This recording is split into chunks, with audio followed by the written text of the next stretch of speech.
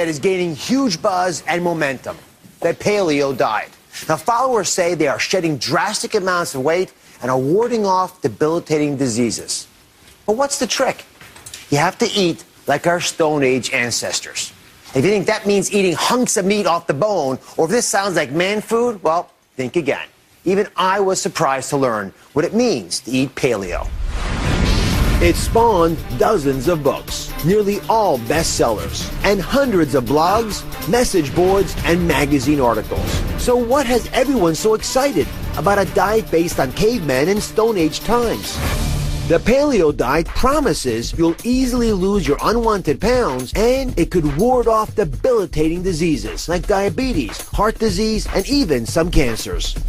Dr. Loren Cordain, a researcher of evolutionary medicine, has spent his career studying the diet of our ancestors and spun the phenomenon into motion. He focused on the connection between living off the land and longevity.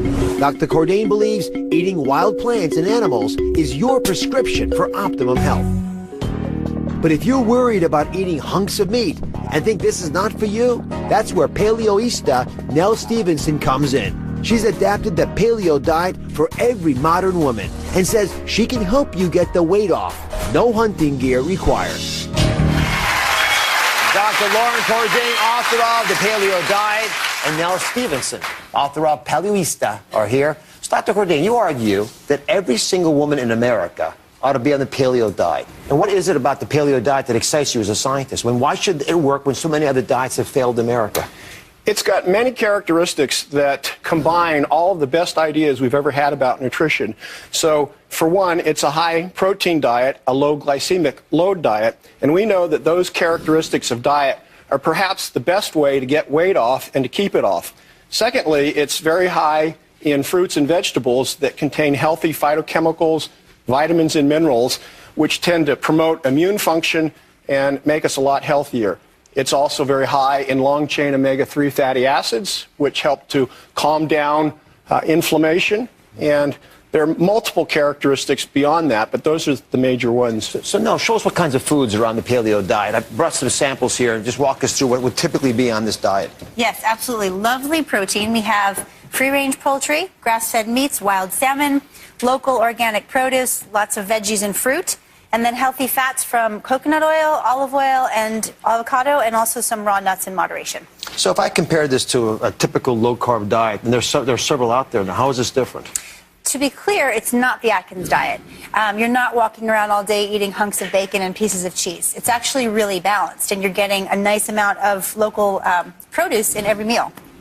Well, you know, I must say, I often thought the paleo diet was Fred Flintstone. Yeah. You know, taking that big hunk of meat that rolled over his car. Exactly. So I see the meat part of it, but for example, there's no dairy on here. Is No. dairy in this program? No, there are no inflammatory foods. So there's no dairy, no grains, no legumes, no refined sugars. Basically, everything you're eating should be whole, fresh food, nothing in a package or a wrapper. And the reason I say that is because most of the things you're going to find in a wrapper are highly processed. Well, let me ask Dr. Cordain a question. We'll have a seat here. You know, when I come back to this idea of the paleo diet, and I've been asked about it so much recently, I'm generally surrounded, even in my own case, by misconceptions. You know, people trying to explain it to me, but not quite getting it right. So what's, in your opinion, because you're probably the world expert in this diet, what is the biggest misconception about the paleo diet? Well, thank you for the nice compliment, but I think probably the biggest thing that people think is that it's a fad diet. And if it is a fad diet, it's the longest living fad we've ever had. It goes for 2.5 million years up until about 10,000 years ago. You argue actually that it helps reduce heart disease, helps reduce diabetes, high blood pressure. I mean, these are big claims. I mean, is there really enough data to back that up? You even challenge the concept that the Mediterranean diet may not be as healthy as this. That's absolutely right. If we look at the endpoints for cardiovascular disease, we can look at blood pressure, we can look at blood cholesterol.